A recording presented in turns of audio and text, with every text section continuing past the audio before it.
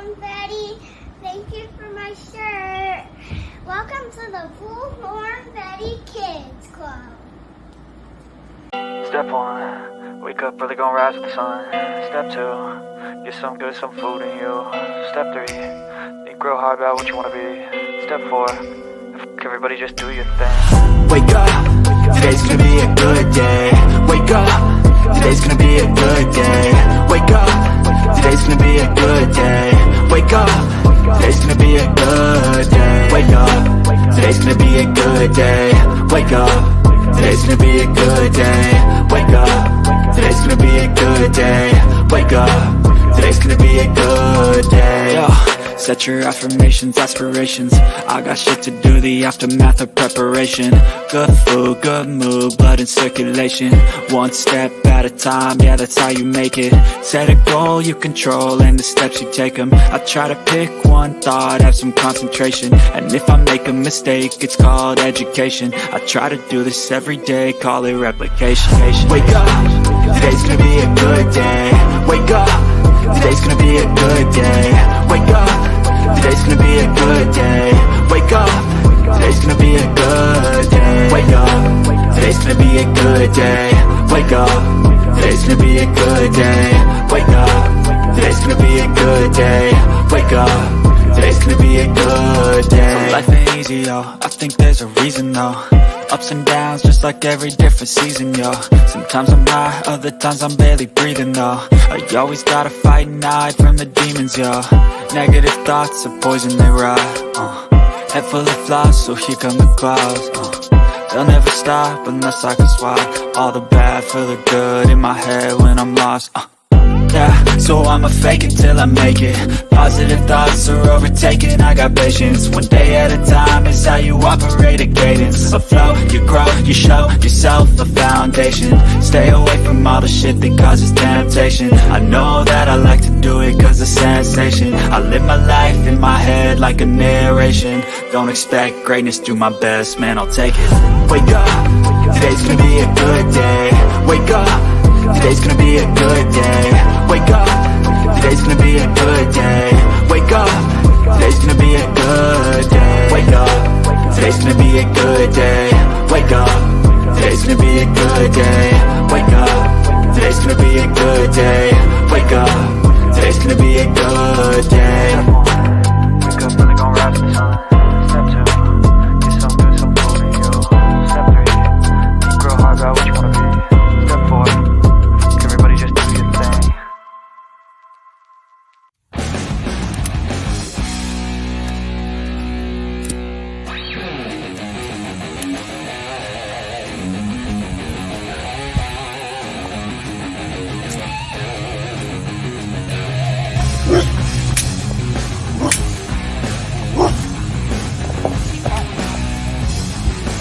My bite's not close to my bark, buddy.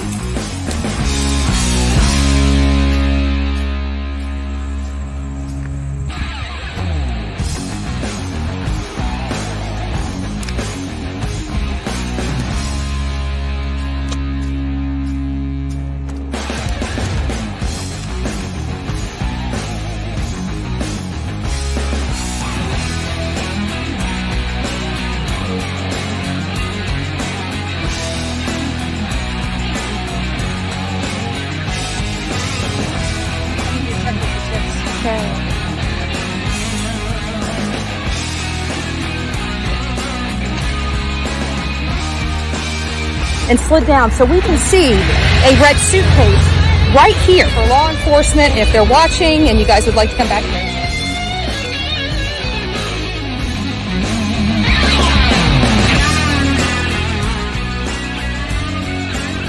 Of her being out here. So this is what we're doing today. We will see you guys back here real soon. Say this right here, baby, because some of y'all be acting like y'all don't be seeing it. But, baby, playing victim in a situation that you created, oh, yeah, baby, that's narcissistic as hell to me. Hello, somebody. How you gonna create the storm, then get mad when it rain? How you hurt somebody and then get mad that they hurt? How you damage somebody, go outside your way to destroy a person and then get mad when they no longer want to deal with you? Baby, playing a victim in a situation that you created, oh, baby, that's narcissistic as hell to me. I'm sorry, but it is. Welcome to the Bullhorn Betty Coffee Club.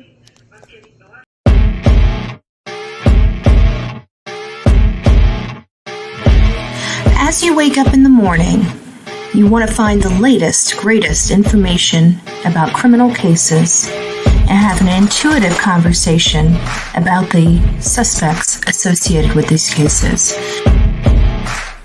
Head over to the Bullhorn Betty channel on YouTube.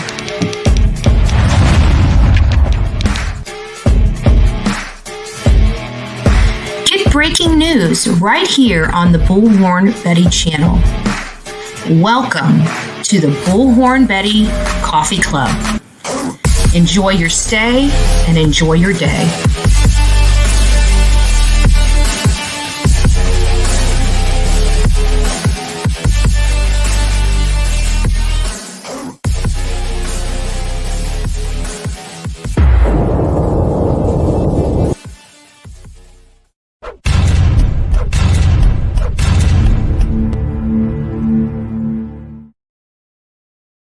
Well, good morning, my beautiful people of YouTube.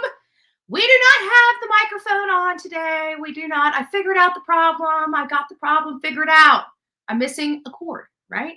They give you cords with these boxes, but sometimes when you have older monitors and stuff, you got to buy a special cord. So I believe tomorrow morning we will be hello tomorrow, right? Tomorrow. So good morning, everyone. It is 8:25. I set this up for 9 o'clock because I was doing some videos and, stuff for TikTok. And so when I looked at the time, I realized it was past 6:30, even though I was up. It was past 6:30. So I figured I'd set it for 9. And then I get over here, I had a staple. Believe it or not, I was doing work while because I printed everything out. And you know me, I got to make sure everything's stapled and in its proper order. We got to make sure that we keep this all going well. We don't want the exact police up my raw, right? My craw, I should say, up my craw, right? So we want to make sure that we satisfy the exact police. We want to make sure that when we say Walterboro, we're referring to Colton County for those that don't know. I'd hate for somebody to go out there and say that I'm lying or intentionally misrepresenting to my audience because I mispronounced a county or a city or a state, as if the information's not good enough. So before we get started, we're going to start out with a little bit of drama, right? Drama. We don't do drama over here very much. We don't, but we will. We will. We're not opposed to drama when it's needed, So we have this Yahoo, this PI. Remember that PI? Remember when we were talking about the Layla Santanello case? And then we'll get on to our morning stuff. Remember when we were talking about the Layla Santanello case and we heard the interview and all the questions were directed to the father, to basically any response he had would be insulting to the mother. It was designed that way. That whole interview was designed that way. And so I was a little upset. I felt bad that the family was put into that situation. That's not a line of questioning that anybody should have been doing, in my opinion, just my opinion alone. And so anyways, I thought it was really poor. I wasn't that he was talking or getting his daughter's name out there. It was the questions that were designed to hurt the mother of that missing daughter. Designed, this is a mother that's taking care of her granddaughter, the missing girl's daughter.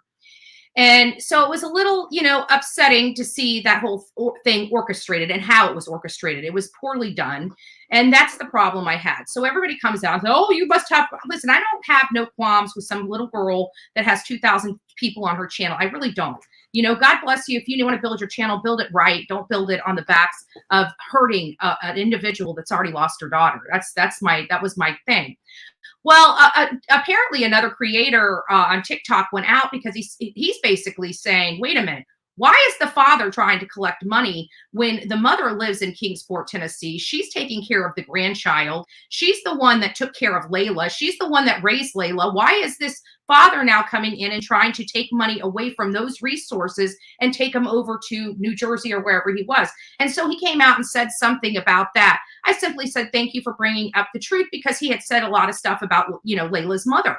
And so that was misconstrued because apparently I have to put a dissertation down to say my point or what points I'm trying to make in a video. So now apparently I am now concocting. Now, mind you, I don't know this guy from a hole in the wall, never met him before. I've never spoken to him. The video was just sent to me after the fact of him making it. And so when I was there, I said, thank you for saying the truth or telling the truth or whatever I said. And so on here, when we got that interview done, I'm like, well, either their PI is not doing his job or he's blowing them a lot of smoke up their ass about information that's readily available to everybody. You guys all remember me saying that. Well, we find out who the PI is. So now this PI, it's the same Yahoo, the same jerk off that was meddling in Kylie Rodney's case. Remember, the family told him to stop. He had to shut his whole entire Twitter account down. It's that Yahoo, that joker of a guy. I'm so glad whenever I talked to Jen Santanello, I said, stay away from these YouTube crackpot PIs and go to a PI in your state. You want a PI in your state. You're missing your daughter in your state. So, you don't need these Yahoos on YouTube in here. I was basically speaking about Jim Terry, but now this other Yahoo now will be at the top of my list as well of don't be meddling, because what is he doing? He's not doing a damn thing for the Santanello case. He's spending all of his time arguing with me about how I coordinated behind the scenes with this guy from TikTok, which I don't even know. He calls himself a PI. But literally every bit of information that he put on his TikTok has been a flat lie. So he's not even doing a good PI job to boot. Like, if you're going to come after me and say stuff about me, at least make sure it's factual and not something I have absolute receipts to prove.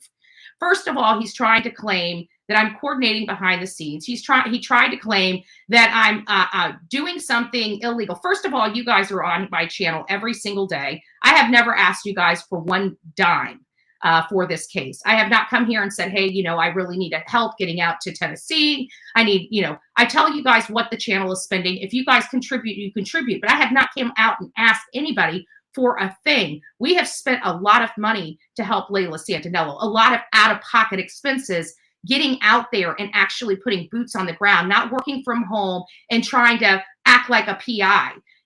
We are not PIs. We are content creators. We are social media people. We are searchers. We will put boots on the ground to search for people. We help design flyers. We help design banners. We do a whole host of stuff that people don't even talk about. And if they knew, they wouldn't talk about, because it actually makes us look good, and not this phantom, reputation that I really don't have, right? Because it's all concocted in their world. Their world is much smaller than the real world. So I'm tired of arguing with these people. This Yahoo is a joke.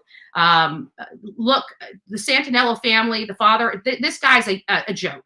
So you guys, he is licensed in California. I can't find his license in Florida. It sounds like he was just recently licensed in Florida. I don't know why he didn't go and get licensed in Tennessee instead of wasting his time with Florida, but he's looking for the reciprocity that allows him to work in several different states. But so far, he's not in the system. I looked myself. I can find him in California. I can't find him in Florida. And again, I hope since he is the PI, we should be able to see your beautiful face in Tennessee, right? Because you're the PI that's now claiming, but here we are, and you still haven't made it to Tennessee yet. I hope you're not collecting money from this family. That's all I got to say. Because if you're collecting money from this family and you've got time to spend arguing with me on Twitter, you're a joke. I work with real PIs, like Jason Jensen from Utah. We talked to him many times. I've referred him business. I would never in a million years refer you, Yahoo, Kylie Rodney, PI, whatever you are, ever one scintilla of business. You have no integrity and your reputation is shit. So there's the drama. Thank you for appeasing me. Good morning, Lulu's Nana. Good morning, BHB. Good morning. Good morning, everyone. Shalama, I hope I said your name right. Ruby, it's nice to see you. Lori Lowe, Christy Carr. And I did get your email. Oh, justice for all. I'm rambling on. Nice to see you. Hearts. You know you got my heart, babe. You know you got my heart. I sent you an email. I did get it. I haven't had I started reading it. It was right before I went live. And I'm like, I'm going to have to come back and read this. It's long. So I will get back and I will read it and I will respond. Oh, the real me too. Oh, you're so sweet. I talked to her yesterday. And I got to be honest with you. She was, I heard, no, I'm just joking. I'm just joking. Our beloved had surgery yesterday. Doing well, lots of pain. Hopefully there was minor, I don't want to go into all of it, but either way, she's doing much, much better. Oh my goodness. Oh my goodness. Well, welcome. I'm glad you guys been here. Guys, I'm glad you have been here for 10 months. Good morning. Good morning. That is so sweet. Thanks for the support. I hope you're proud. I hope you're proud of the work we do. You know, I hope the people that actually financially support, not just complain about the show, but actually financially support the show. You are the reasons why I'm able to do the work that I do. The people that come here and watch these shows and, you know, that everybody's like, oh, I'm making money. And nobody shows receipts more than me because I'm telling you, you not just me. There's other creators like me that actually go out there. But, you know, we really do a lot with the little bit that we get from these channels, you know, from TikTok, from YouTube. We're able to you know, do good stuff. And I'm very proud of that. And there's nobody that shows receipts like we do because we're out there. You see where your money goes. You see it every time we're out on you know, you're talking to a thumbnail. You don't ever see new equipment. You never see this. You never see that. All you hear is somebody complaining nonstop. I guess it's easier to complain. I just assume that it must be easier to complain. How are you feeling? She's doing good. She's just, I guess she could talk for herself. But the only reason I'm talking for is because I know she's heavily medicated and has vision issues. And I can't imagine being heavily medicated and having vision issues at once and trying to read a chat probably on her phone that's like smaller than, you know, a grain of sand. Nice to see you guys. Elfig. Who else do I can never, is it, I know it's in the Bible and I just, for the life of me, can never say it right. Philippians. I'm so sorry. You can smack me. God help me. They'll make a clip on it. GG's. Oh, Steffers. It's nice to see you. MJ, Nani, oh Lady O. Huntress, nice to see you. Sassy Southern Mama. It's nice to see you as well. Who else do we have? Second Thesis, nice to see you. Jack's Drama. Everybody else, if I missed you, I'm just scrolling through, seeing if I got it. Mama Llama, good morning. I think I got just about everybody. Just to be on the safe side, I'm going to scroll. If I missed you, aw. Look, she's never asked for money. I've never asked for money. Like, they're acting like, and this whole thing about, oh, she's setting up the GoFundMe. When have you ever seen me? Like, these people are idiots. All they ever do is just pass, you know, they're the misrepresentation police, right? But they misrepresent everything that falls out of their mouth. And then points the finger, oh, they did it. Idiots.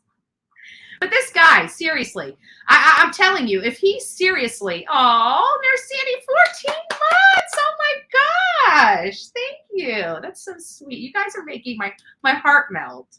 You guys are making my heart melt. Thank you. You guys have been around a while. We've been around. And that's another thing I was going to say. You know, back when we first came out and people attacked us, they could because nobody really knew who we were or what we did. It's getting harder and harder for them to attack us now that everybody's seen us traveling the entire country covering these cases. It's like, you know, if any creator works on YouTube and TikTok, they know you don't get really a whole lot of money. So they're probably scratching their heads trying to figure out how in the world we're able to do it on this little bit of money that we're making. It's because we know how to budget. That's why. We know how to take a little and turn it into a lot, get the most bang for our buck. You got a cheap bitch here. I'm certifiable cheap bitch. Like, seriously. That's the best thing I can say for this channel. Excuse my language, but it's true. It's true. Ask my best friend. Ask my best friend. She'll tell you. she got herself in trouble because she thought I was calling. This was like a few years ago. And she got this weird call, and she said that the text message sounded like me. So she texted back with this comment, and she's like, well, you've always been a cheap bitch. And this person got so angry. It wasn't me. It was another friend of hers, and she had to apologize and explain how cheap she has a friend that's cheap. She didn't mean to be insulting. It was just a thing between her and me. You know, she thought she was talking to me. And it almost ended that friendship with her and the other person. And I'm like, Laura. I said, you can only talk to me like that. I said, not everybody can handle that kind of hey, Kathy, it's nice to see you. But, you know, I mean, come on, friend. Like, she was talking to me like you didn't have to go completely postal on her because she did the truth hurt? I mean, I'm just wondering. I need to stop. That was years ago. I don't need to stir up more more stuff. But, you know, I'm certifiable cheap, right? So anyways, we're going to get on to the drama in South Carolina. So when I was talking about this whole case, we didn't really have a whole lot. We heard the press conference from Alec Murdaugh's team. You know, a few of the reporters in the area were able to post like a page or two of the motion for new trial. And other than that, we didn't have a whole lot. You know, these are some really strong allegations. And so I was eager to get my hands on the actual file. Well, I saw another content creator yesterday going over this, so I knew it had to have been publicly available online somewhere. So I went and researched it, and I started reading it.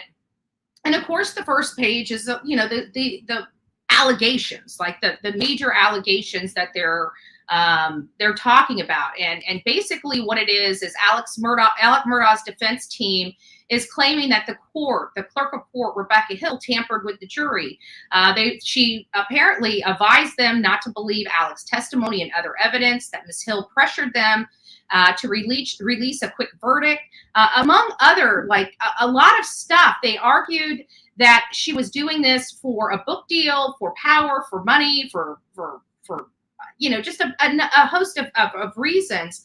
And of course, naturally, me, because I come from a legal background, and, you know, there's a lot of temptations when you're in a legal background, from, you know, clients paying with cash to a lot of different things, you being privy to information about, you know, sometimes high profile people.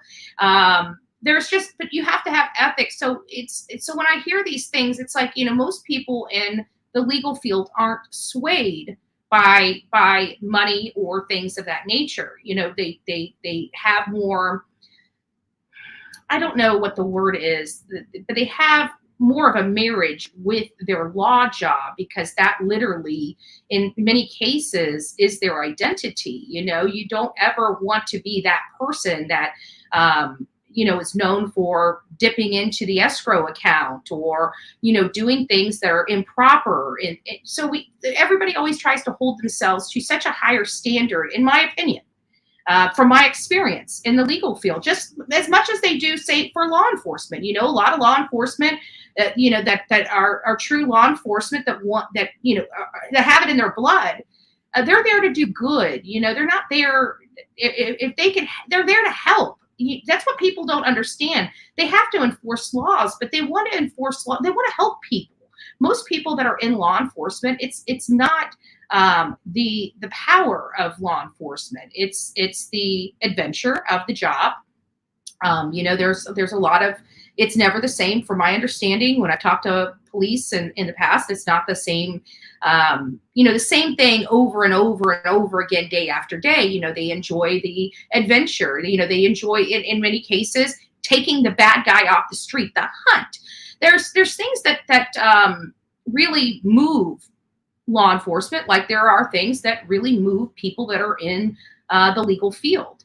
And so because I always think of myself and how proud I am and how proud I was when I was, you know, in the legal field. Many of you know I haven't been practicing under an attorney for, you know, well over a decade, but I always prided myself being in that, having ethics, having professionalism, making sure that you're following all this stuff. And to hear this about a clerk, a voted clerk, one that has been dedicated to her county and stuff like that, I look at ours, like even me and my clerk of courts, Angel Coloniso, we don't, see eye to eye necessarily. There's been a lot of things her and I have butted heads over the years here in Manatee County, primarily, about money and silos and where we're going to get to pay this or that. But she's respectful, and even with, I'm not her friend, I'm really not. I think she's likable because of I don't know her.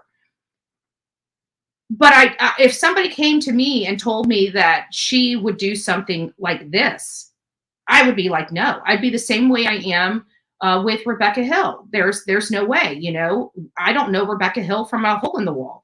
I barely know Angel Coloniso here in Manatee County from a hole in the wall.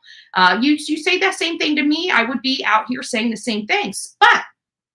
But we did get, I always say, until new information becomes available, am I going to potentially change my stance? This is a very powerful motion for new trial. I have to be honest with you. If the allegations in here are true, this is very, very powerful. It's definitely something that's got my attention and is making me very concerned. And I can guarantee you the 2 years that I have been on this channel, you've never heard those words come out of my mouth. So I'm very concerned about this, folks. I really am. If true. Now, remember, it's one thing putting things on paper. It's another thing proving them in a court of law. But this definitely has my attention. And I think one of the biggest issues that I have here it is. Okay. Even if now I'm looking at this and I'm looking at it from two angles. Okay. I'm looking at it as if, well, I guess let's look at it from the two angles. I'm looking at it to find out whether the allegations are true or whether the allegations are false, right? That's what we're wanting to know. Are these allegations true? Are these allegations false? And if these allegations are true, what would help indicate that these allegations are true? Now, if they're false, there are a few things that could happen, because this is a powerful motion for new trial. It very much is. If these allegations are false, that means that it at minimum has the appearance of impropriety, at minimum, if these allegations are false. And that is not a good situation, no matter how you look at it. So if the allegations are false, there's the appearance of impropriety. And if the allegations are true, then this lady probably committed some crimes, some lawful, like put handcuffs on her crimes. So I'm really, you're talking about a person that tampered with, jurors in a double homicide trial. You're talking about some major criminal violations.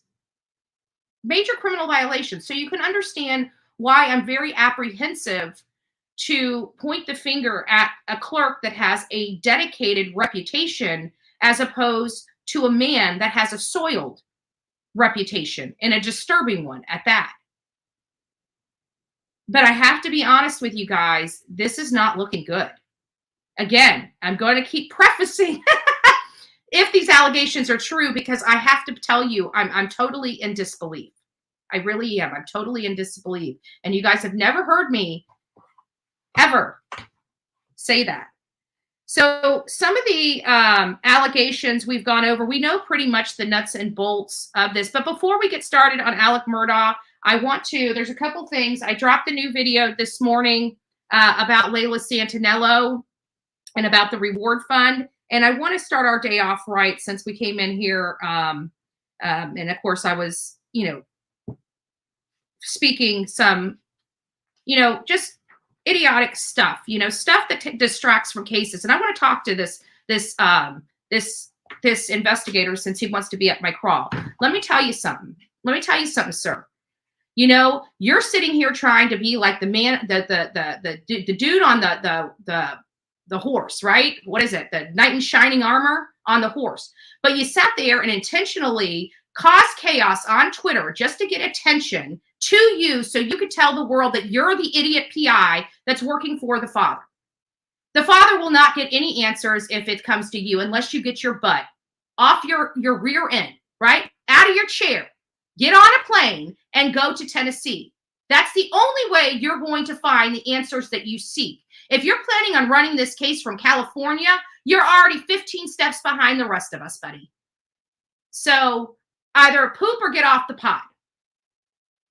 But don't sit here and create a situation and then act like, oh, well, I'm just here for the family, you know, both family members. Well, you know what? Why did you create the drama on Twitter, first and foremost? Why did you lie about me, secondly? And if you think I'm going to sit here and continue to allow you to lie to me and say I'm some kind of criminal that's done something, I have done nothing of the sort. I have done nothing but help this family, the mother. I don't know the father.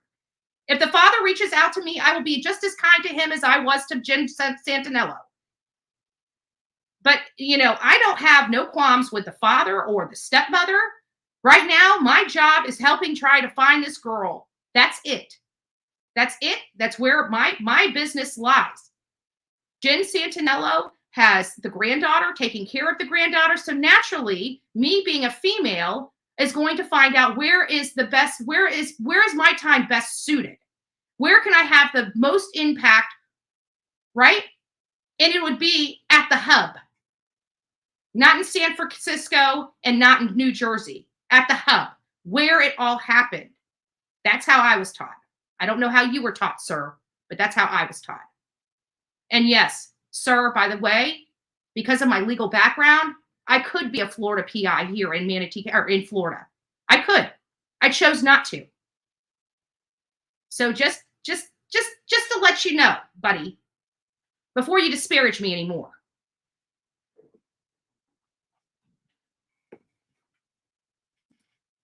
I love my job. I'm going to clip that. I'm going to clip that one myself. We need to have dolls. We need to have dolls. I finally have it, okay? We're going to have the $1 million idea right here being disclosed on the Bullhorn Betty channel. We're going to have Bullhorn Betty dolls. We're going to have Machete Betty. We're going to have Sweaty Betty. We're going to have Bedhead Betty. Clip it. We're going to have Angry Betty. We're going to have Betty, like Dora the Explorer Betty. I think we got our next, I think we need Bullhorn Betty doll line. Boom. Bullhorn Betty doll line. And the tagline is, we don't give a shit about your feelings. Right? Then we'll have a whole nother line for Sweetie Pie. Okay, we'll have to balance the Bullhorn Betty line with Sweetie Pie line, right? Chronicles of Olivia, of course. You know, you can't have one without the other. I'm telling you, the adventures of Sweetie Pie and Sourpuss. It's $1 million idea. Well, you know, Jamie, when I'm out there, what do you think you're getting? You're not getting cool, Betty. Well, otherwise, I'd be out there to dress like Olivia is. Olivia out there dressing Crocs, crawling through a swamp. I looked at her. I'm like, girl, only you. Only you. I have to spit my coffee out. I can't. we just need the line of Betty. We just need a Betty line, right? Bold Betties. We're going to call them Bold Betties. Betty Bold. Instead of Betty Boop. Come on, even the haters got a kick out of that. You guys know you guys were laughing back there. I earned your thumbs up today. Give it to me. Give it to me. I can't waste my coffee. I can't either. That's why I keep it. That's why I make sure I keep it in this sealed thing. So it's like spill proof. Like I can turn it, knock it over, and it doesn't spill. Can you believe that when I have to try outline? You wonder why we have the coffee club and why this place is so addictive. Do you know that when I'm traveling around here, if I know I'm going to be coming home at night, I will fill this up and put this in my car so I can fill up my drink? I told you I'm cheap, didn't I? I won't even go to McDonald's for $1 cup of coffee. I will bring mine with me.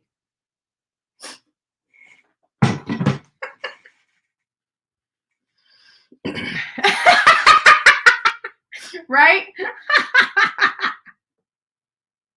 Hey, stop it. I got a fake reputation to uphold, okay?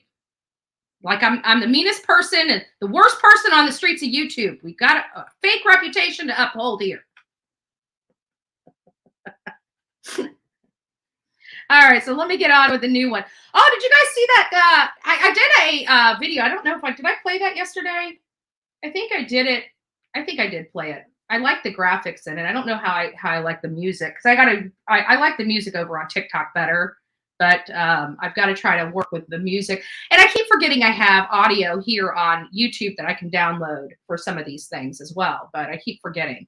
Anyways, let me go ahead and refresh this, and we're going to pull up the newest video that I made for Layla Santanello. We want to also, give props to Layla Santanello's mother, which is still out there every single day searching for her beautiful daughter. Her heart's broken. I keep seeing her videos on TikTok, and I have to be honest with you, every single day, it gets sadder and sadder for me. And, she still has the GoFundMe. We're still raising more money for the reward fund. She was able to muster together the $2,000 to get that out there. God bless all the people that have been supporting this family. But this is really going to be, we need to find somebody that has something. We need to entice somebody to come forward. This case is not going to solve itself. And somebody does, absolutely, without a doubt. There's not a doubt in my mind. Let me repeat that. There's not a doubt, not one doubt. I'm 1,000% sure, confident. Absolutely no, without a doubt in my mind. Let me say this very bold statement that I can say because I did the work. Somebody knows something. Somebody knows something out there. This family needs your help. If you're out there and you're worried and you're scared of, somebody retaliating against you, we will make sure that does not happen. And I mean that. We need to find out something. Somebody knows something. Somebody knows what happened. Somebody knows who picked her up from that complex. Somebody knows where she went, and somebody knows where she's at. I am with 1,000% confidence in that. And the only thing that's going to bring that person out is a reward. We need somebody that it's got to be worth their time because of the potential danger associated. So we definitely need somebody to come forward. We need leads coming in on this case. Law enforcement, 1-800-TBI find. You can call Kingsport Police Department. You can call Sullivan County Sheriff's Department. You can call any 3 of those agencies. If you need help, something, you can help, please. $2,000 reward is being offered, and it's only going to go up from there. It's only going to go up from there. So if you guys would like to help with the reward fund, can somebody drop the GoFundMe? If somebody can drop the GoFundMe in chat, I'd greatly appreciate it for Layla Santanello's mom. And here is the newest video we got. Let me put it up. Hold on. Probably. Oh, come on. Stop with the autoplay. Stop it. Stop it. There we go. Let me see if I can get this to scroll in. I want to scroll in bigger. Never lets me reward for any. I don't want that. I want to scroll. There we go. Now we got it. Now we're cooking. There we go. Would like it bigger. I'd like it to take the whole screen, but it doesn't. Now we'll start. Of course, There's now a $2,000 reward for any information leading to the whereabouts of Layla Santanello. We've been discussing the Layla Santanello case for some time. This is a missing girl out of Kingsport, Tennessee, and she has been missing since June 27th, 2023. The details around her disappearance are a little skewed. The last place Layla Santanello was seen was here at the Marble Slab Creamery in Kingsport, Tennessee at the East Stone Commons. There is now a $2,000 reward for any information leading to the whereabouts of Layla Santanello. Layla Santanello, again, has been missing since June 27th, 2023. The last time she was seen is at the Marble Slab Creamery on the 27th around noon. Layla is also a mother of a beautiful 2-year-old baby girl named Nova Grace. We need to find Layla. Can you help? All right. And there you have it. There's the newest video for Layla Santanello. Hopefully that'll get, I've got that running on TikTok as well as YouTube right now. Hopefully, please pass the stuff around, pass the flyer around. I'll drop the flyer in the community tab. Don't forget Crotchgate, Flygate, drawing. Thumbnails are due. We're going to be doing, so Sunday at 5 p.m. is the cutoff. Sunday at 5 p.m. to get your Crotchgate, Flygate thumbnails in for the contest to win a free Bullhorn Betty shirt, So get them in. We got some good ones. So I can't wait to see what the audience decides, for the contest, who's going to be the winner, who's going to get the chicken dinner. In this case, the Bullhorn Betty shirt. I don't know. So today is September 8th, and this is Be a Team Player. Can you believe 9 more days and Bullhorn Betty's 44? 44. Can we trade me in for 2 22-year-olds, please? Please? No? There's no way? Can I cry? Well, happy birthday to your dad. Happy birthday to your dad. So September 8th, be a team player. You may have heard this saying, unless you're the lead dog, the view never changes. I've never heard that saying before. I have to be honest with you. I've never heard that saying before. Unless you're the lead dog, your view never changes. I must have heard it before because this is not my first time reading this page, but boy, that caught me off guard. Not everyone is the lead dog. Not everyone is the CEO or leading man. Better to be working actor than out of work star. At least you're in the play. Every person who has accomplished anything of value in this world and is honest recognizes that he or she hasn't done it alone.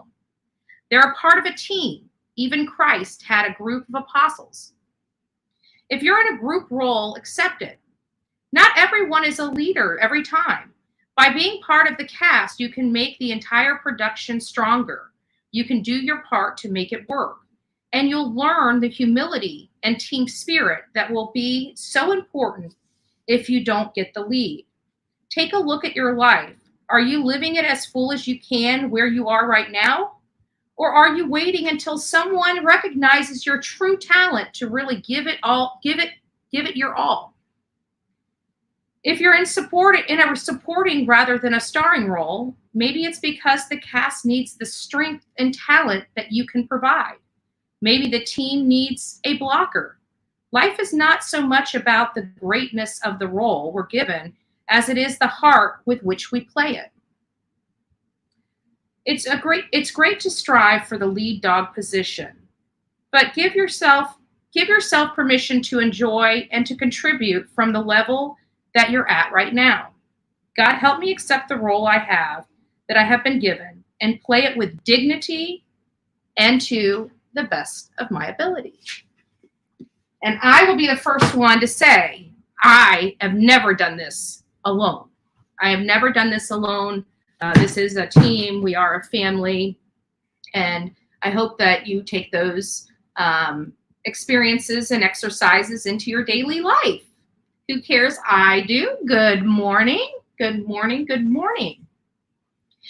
All right, so now we're done with all of this. Now we're gonna kind of get into the real meat and potatoes of our show, which is the motion to. This is not the motion to suspend for leave. Yes, we know that, but this is for the motion for new trial. The motion for new trial with Alec Murdaugh is littered with all of this information. And as I was saying before, you know, if we're going to be taking this as fact, which we can't because it's just allegations right now, but if we were to take all this as true, then we've got some major problems. If this all can be proven, this is a very much a big concern for me. But if these allegations are false, here's the reason why I think that they have meat to this bone, because of, you know, obviously this is what I have kind of theorized on. She had to have been writing this book during the trial. And that's a problem for me. That's a big problem for me. Because when you're a clerk, you, in my opinion, should this, if she did it after the trial ended and she wrote a book and, you know, then it was published, you know, she took a few months off work, you know, and wrote this book, I can understand it. But we just got through trials some months ago. There's no way she could have written this book with that much detail and clarity and had it go through the editing and proofreading and whatever it needs to go through for publication this soon. And that's a problem for me. Now that I'm kind of seeing this, I did not know she had I heard she had a published book, but I was thinking, okay, well, if she's working with a publishing house, they can pretty much have that. They would have been writing that. But then I'm hearing this book was self-published.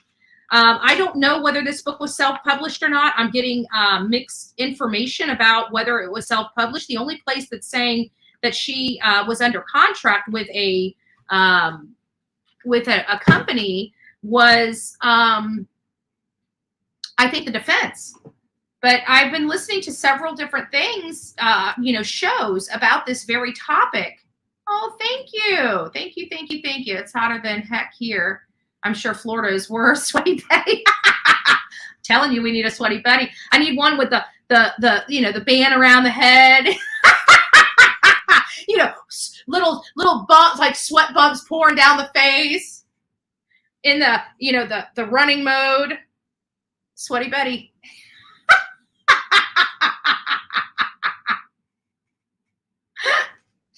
Okay, I need to stop. I'm having too much fun.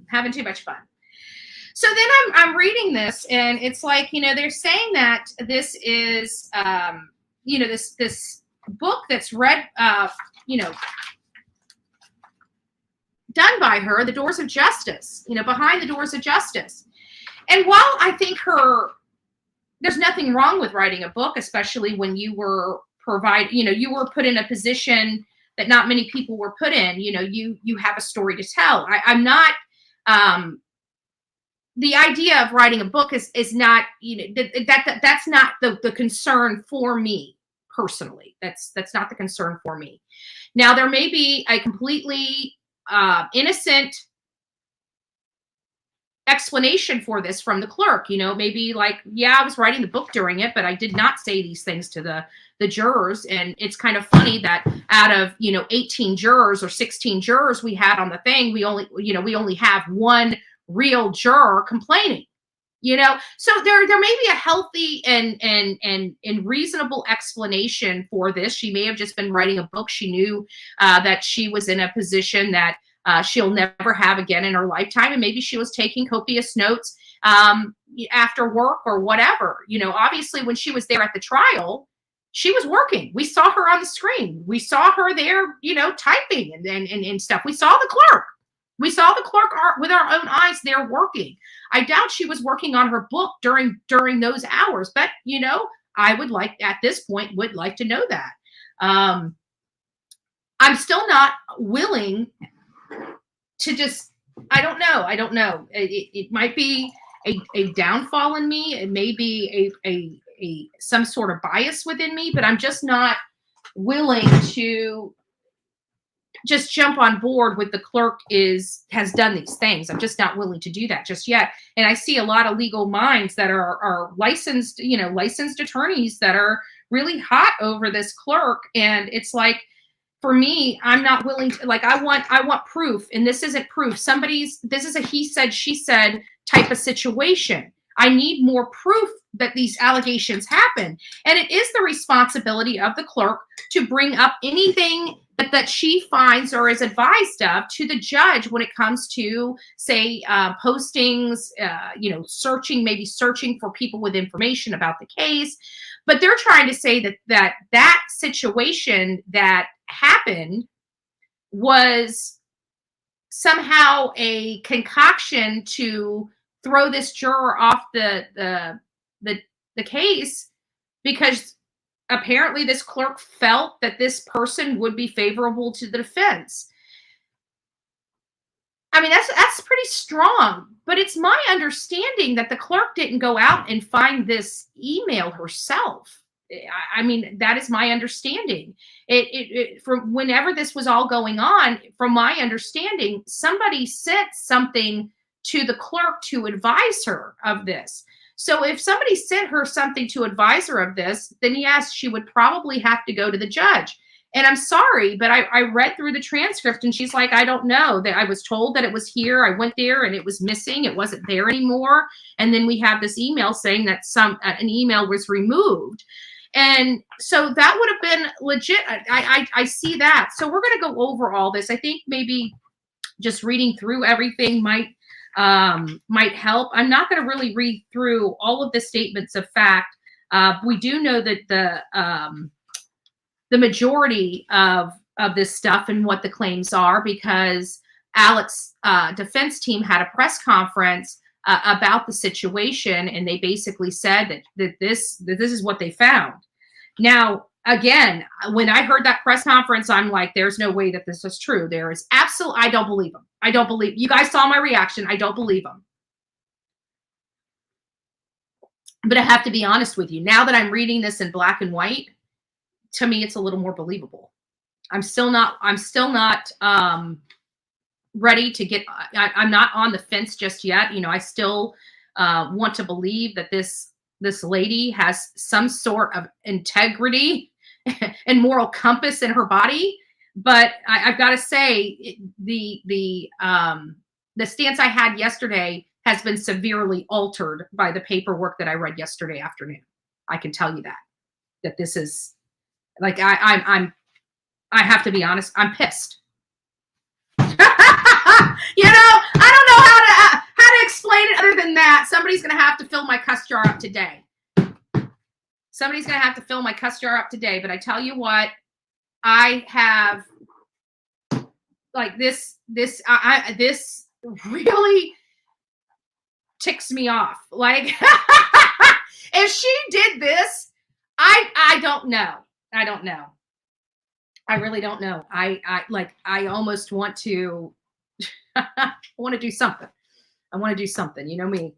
But this is, if this is true, and she, like, I almost want to schedule a protest.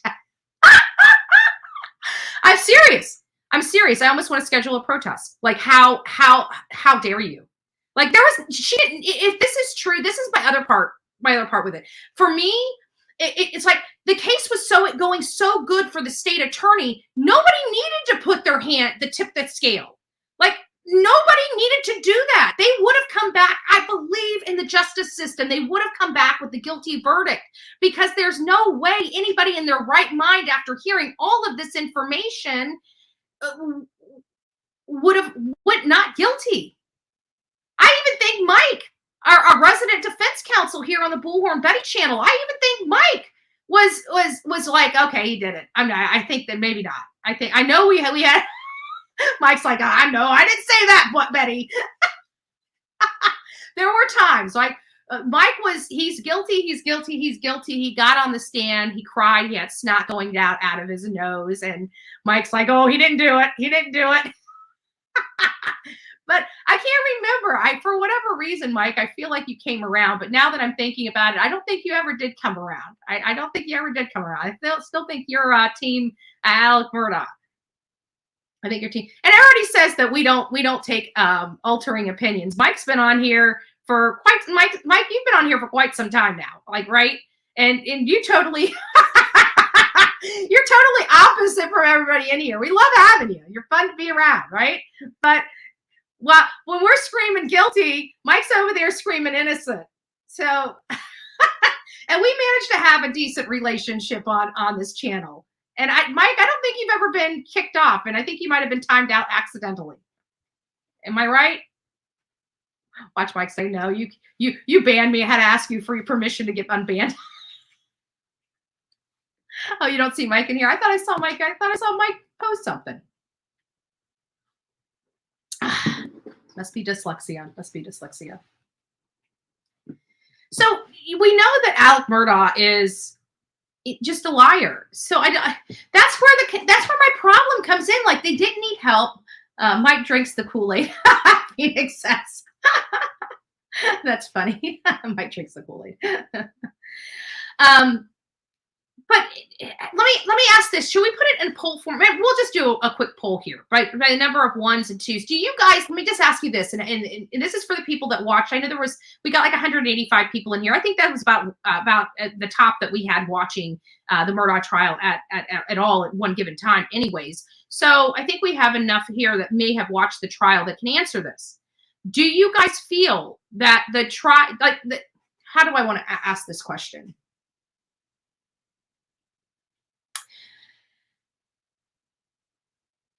Do you feel the case was strong enough that no scale needed to be tipped in order to get the guilty verdict? There we go. Hopefully that made sense to everybody in the chat. If it didn't, I'm sorry.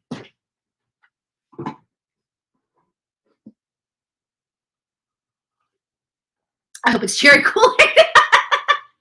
There's a lot of dolls named BHB merch for BHB merch. I know. We'll use the haters and profit off of it. We'll just take all the names that they've coined for over the years. Hey Angie, it's nice to see you. Big Mac swallowed up Mike. We need to quit talking about Mike. Mike's gonna come here and start having no, he's not. Barbie Betty. I don't know if there's a Barbie Betty in me. I did go see the show though. This is what Olivia and I went and watched Barbie. That was, remember that National Cinema Day, and we got our $4 tickets. We ended up going and seeing. So everybody kind of, yes. Okay, so Handy Woman Betty. Oh yeah, we can do Handy Betty. Yeah, we can do a Handy Betty. But we went and saw Barbie. Now, I actually, I was getting mixed reviews from people about the Barbie show, and I was like, I'm not sure. And so, I just thought it would be kind of interesting to have a quirky, movie. I watched Hey Dude, Where's My Car? And Bubble Boy. I mean, certainly I can get through, Barbie, right? So I actually did watch Barbie at the theaters. But in my opinion, the Barbie characters were way off. Like Ken, I love Gosling. I do. But he was just too old for that part. I'm sorry. He was entirely too old. He's got the wrinkles on the forehead. No offense to him. I love him. Trust me. I think he's a good looking man. Okay. I'm not disputing that. He was wrong for the part. The girl, I can't remember her name. I've seen her in umpteen million movies that played Barbie. She wasn't too bad. I still think she was a little too old for the part, honestly. I think it needed to be kind of a younger generation. I think they were entirely too old. There was a lot of the Barbies there. I mean, I know it was kind of a PG-13 and up, but they needed to have, somebody, I would think somebody under the age of, 30 playing the parts of Barbie, just my personal viewpoints, to be honest with you, the age of them were distracting for me watching the movie. I couldn't take it seriously. Like, you can't take Barbie seriously anyways. But you know what I'm saying? It's like you're expecting a much younger star role. I don't know how to put it than that. Gosh, it should have been G-Pa Ken. I know. And seriously, I mean, and no offense to him. Like I said, I love his movies. I think he's a good-looking guy. His body, his face, everything was just wrong for the Ken part, to be honest with you. They needed somebody. There was probably, I don't know, I could probably think of a couple cast members that would have been a little bit younger that kind of have the same facial features, you know, that I think would have been better for the part. Who played Barbie? I can't remember the girl's name, but she's been in a lot of the movies. She was in the punk rocker movie, not a punk rocker, where she was some kind of superhero, but she was a bad superhero or something. I can't remember. I don't get into all that. Margot Robbie. There it is. Yep. There it is. So let me just play this one. And this is what I'm talking about when I say Alec is obviously a known liar. Again, it's off my YouTube channel. I'm going over here because it's easier for me to play it off my YouTube channel than it is for me to play it off TikTok. And let me see where it's at. There it is. Watch this. Are you fearful for your life if you believe the killer out there? Absolutely. State versus Richard Alexander Murdaugh, defendant. Indictment for murder. Did you lie to Agent Owen and Agent Croft? I did lie to them. Guilty. Verdict. So this is a weird phenomenon. Now we know why he went on with Buster. I'll talk about that. Is he completely in denial? Or does he truly believe that somebody's out there? I'm sorry, but I'm not convinced. Check this out. Are you fearful for your life if you believe the killer out there? Absolutely. I think that I've set myself up to be safe. But yes, when I go to bed at night, I have a fear that there is somebody else still out there. Docket number 2022 GS 15-00592. The state of South Carolina. That's who they said railroaded Court of General Alec. Sessions in the term of 2022 July. The state versus Richard Alexander Murdaugh, defendant. Indictment for murder. Guilty. Verdict. Is that you? On the kennel video at 8:44 p.m. on June 7th, the night Maggie and Paul were murdered. It is. Were you in fact at the kennels at 8:44 p.m. on the night Maggie and Paul were murdered? I was. Did you lie to SLED Agent Owen and Deputy Bart Rutland on the night of June 7th and told them that you stayed at the house after dinner? I did lie to them. Did you lie to Agent Owen and Agent Croft on the follow-up interview on June 10th that the last time you saw Maggie and Paul was at dinner? I did lie to them. And in the interview of August 11th, did you tell Agent Owen and Agent Croft, did you lie to them by telling them that you were not down at the kennels on that night? Yes. Guilty. Verdict. I want to personally thank you. There we go. So there you have it. Liar, liar, pants on fire. But. She's not getting off that easy. Because this is the affidavit from the juror. We're going to read that here. And we also have the segments of her book, the sections of the book that were also attached to their motion for new trial. And we're going to decide, you know, how we feel about this. I can tell you, it doesn't make me feel all warm and fuzzy. I can tell you that. So the affidavit from Juror 630. I was Juror 630 in the state of California versus Richard Alexander Murdaugh, tried in Colton County, South Carolina. Toward the end of the trial, after President's Day break, but before Mr. Murdaugh testified, the Clerk of Court, Rebecca Hill, told the jury not to be fooled by the evidence presented by Mr. Murdaugh's attorneys, which I understood to mean that Mr. Murdaugh would lie when he testified. She also instructed the jury to watch him closely immediately before he testified, including look at his actions and look at his movements, which I understood means that he was guilty. Immediately after he testified, the four-person blank, juror number 826, said Mr. Murdaugh was crying on cue. Four-person juror number 826 criticized the former four-person blank, juror number 589, for handing Mr. Murdaugh a box of tissues when he was crying on the stand while testifying about his murdered son. She told the jury we cannot interact with Mr. Murdaugh because that's what the defense wants us to do.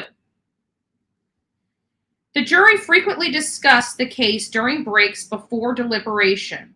Towards the end of the trial, Ms. Hill came into the jury room a lot. Ms. Hill and the four-person juror number 826 had private conversations on multiple occasions. The four-person juror number 826 would tell bailiff that she needed to speak with Ms. Hill. Ms. Hill would arrive, and then she and the four-person juror number 826 would go to another room to have a private conversation. The conversations typically lasted 5 to 10 minutes. The four-person juror number 826 never said anything about the content of the conversation. For example, she never communicated logistical information after those conversations. This happened 2 or more times, more frequently toward the end of the trial. When we began deliberation, Ms. Hill told us this shouldn't take us long, and that if we deliberated past 11, we would be taken directly to the hotel. We had driven from our homes that morning and were not prepared to stay overnight. Additionally, smokers on the jury asked to be allowed to take smoke breaks, but were told they could not smoke until deliberations were complete. I had questions about Mr. Murdaugh's guilt, but voted guilty because I felt pressured by the other jurors. After the verdict and immediately before sentencing, Ms. Hill pressured the jury to speak as a group to reporters from the television show blank, and they removed that. So that's a little concerning for me. That affidavit is concerning. Now, could this be a juror that, you know, I mean, we can look at this. What does this mean? This doesn't mean a whole lot of anything. This is very damaging the way it's said, but short of anybody else, short of juror four-person 826 coming forward, short of juror 589, and we might have those. Let's see. Make sure I don't. And we don't have either affidavit from those people. Affidavit is 785. Nobody was even talking about 785 in this affidavit. That's juror 785. So we got juror 785. So we have two jurors that are discussing these things, but with no other juror corroborating it. And this is a juror that's saying that she would have voted not guilty, but felt pressured. And it says right here, let's read this verbatim.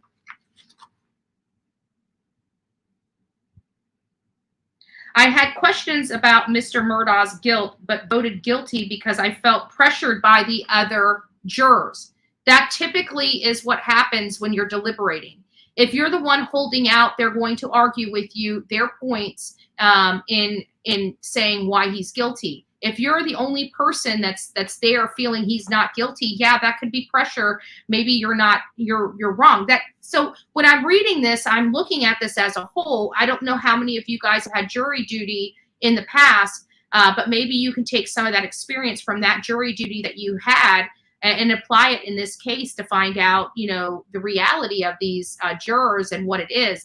But I find it awfully suspect that we have only two people coming forward in this case from the jury pool when you had, I think it was like 16 or 18. How many did did we have 16 or 18 jurors? I want to say it was 18 for some reason. I keep trying to say 16 because I feel like it was lower than 18, but for whatever reason, I remember I could have sworn that they had 12 jurors and 6 alternates, and that would be 18 people. That would be 18 jurors. So I find it awfully suspect that, and even at 16, so if we were going to be conservative and say there was only 16 people, 12 jurors and 4 alternates, then we can still 16 out of 16 people, only 2 people have come forward with such major allegations. So I'm looking at this from all angles. And I think the reason why I'm looking at this from all angles, in all honesty, is because it's hard. This is hard for me to believe, but this is not looking good. And I'm hoping this is untrue. I'm still, I still want to believe that this is untrue, that this clerk could have done this. But so far, what was said in this affidavit, now if she said, these are the problem areas in this affidavit, not to be fooled, watch him closely, look at his actions, look at his movements. That is something a clerk should never be advising anybody that is a juror.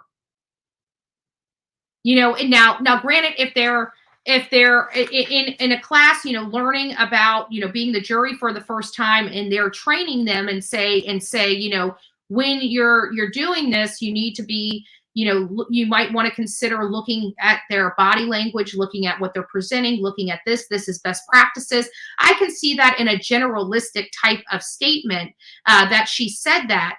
But this is not what this person is alleging. This person is alleging that after they've already been trained, after they've already been in, the trial is already ongoing, they're already the jurors for that trial, that now just right before Alec Murdaugh gets on the stand, this clerk goes in there and says these things. That's highly inappropriate. That cannot happen. It can't. So again, a lot of these things would make sense in a different context. Could this lady be confused? Could she be older and thought it was after, this date right before, but it was really part of their training? It needs to be dived into. I'm just not ready to concede that this clerk did this yet. However, it's not looking good for her. It's starting to look more that she is or has, based upon the affidavit and the new trial stuff, that this is bad. No other thing to say than that. So this is the affidavit of H. Miller regarding juror number 741. This is I think this might be the egg lady. All honesty, I could be wrong about this one, but I think there's another affidavit in here. But there's one where there was an email that came up, or maybe that was one, and the egg lady was a second one. But anyways, there was an email that came up on Facebook that was sent apparently to the clerk, from my understanding. What does it say?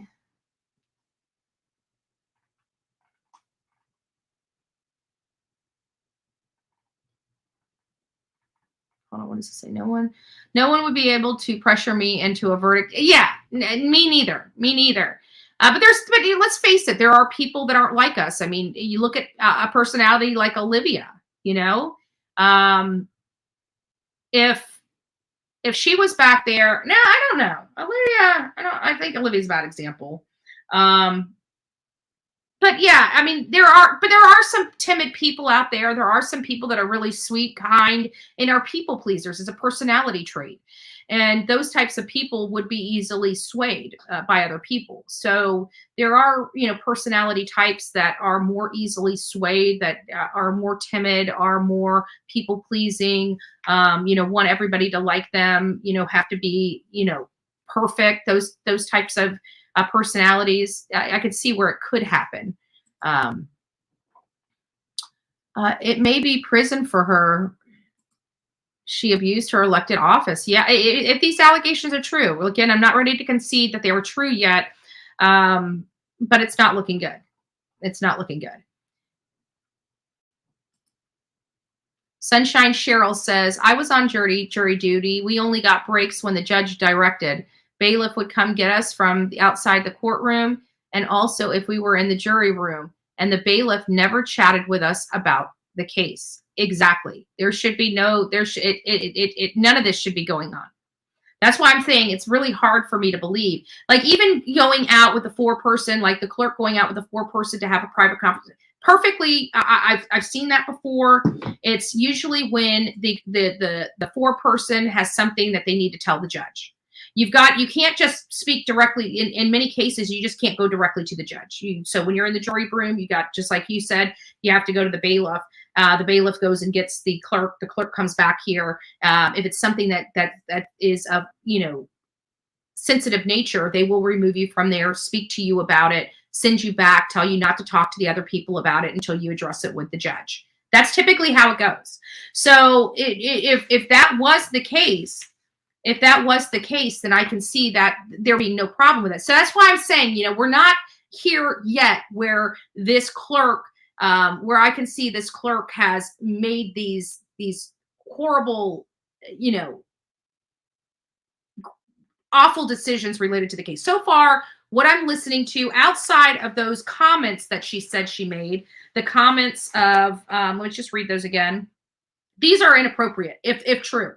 And this is where I have the problem. Because again, like you said, nobody should be talking to them. Now, there's chains of command on how to get information from one person to another. So you don't have, everything can be unbiased and follow the law. You have to go through a proper procedure to get things done. We know that. It's the law, right? We deal with that all the time when we're watching these types of cases. But if she said not to be fooled, watch him closely, look at his actions, look at his movements, and it was specifically related to him right before he went on the stand, we got a huge problem. That is, you cannot do that.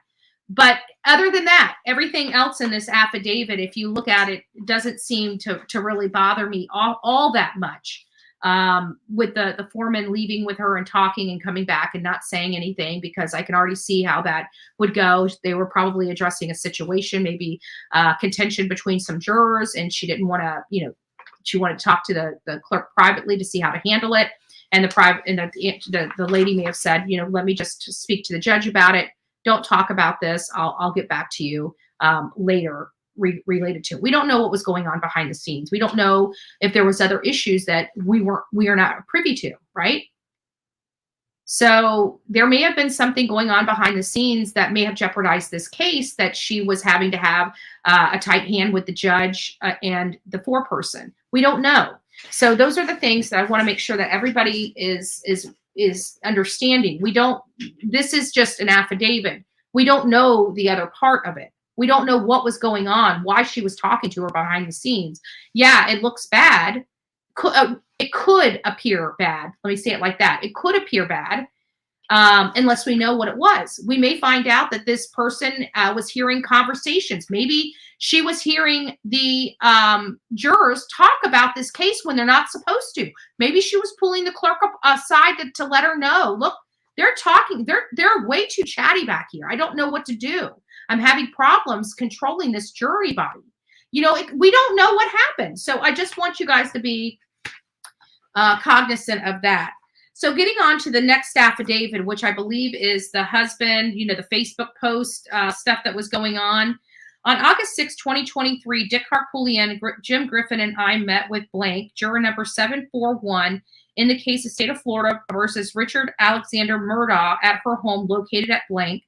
At the meeting on August 6, blank indicated she would sign an affidavit. However, we were unable to arrange with her a suitable time and place, probably because she wasn't willing to sign the affidavit, bud.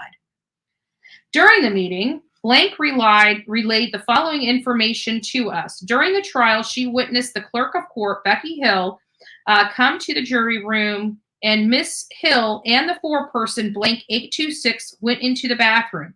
After Miss Hill and the 4-person exited the bathroom, Miss Hill told the juror they could not ask the 4-person questions.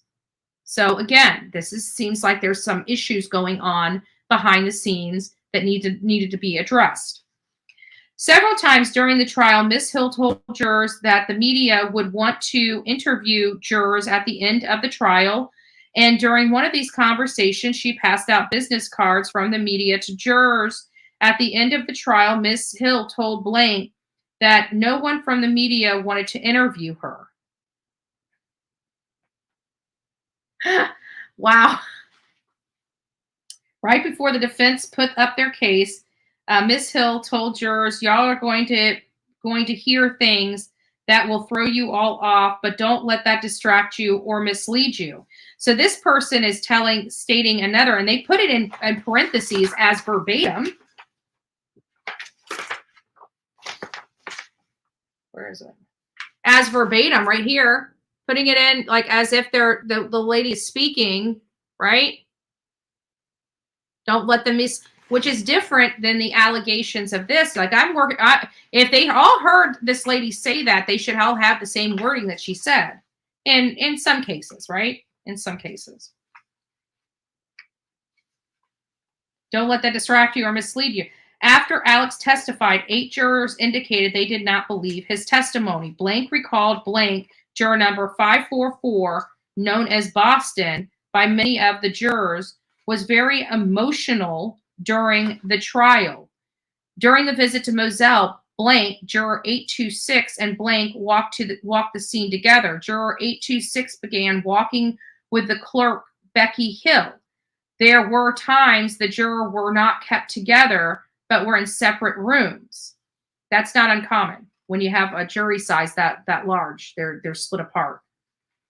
Sometimes it's men and women. Sometimes it's all women, all men. You know, it just neither she nor Blank, juror 785, joined on the conversation about Alex. As the jury was deliberating, she believes Judge Newman came to the room she was in and told her the jury would have to spend the night in a hotel if they didn't have the vote in time, but she does not recall the time deadline.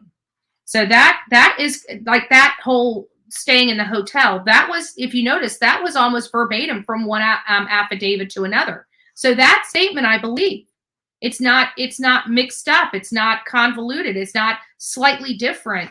I don't know. I'm still not completely convinced of the improprieties. Now, I do have a problem with if you know the clerk is walking separately with juries. I have a problem with that.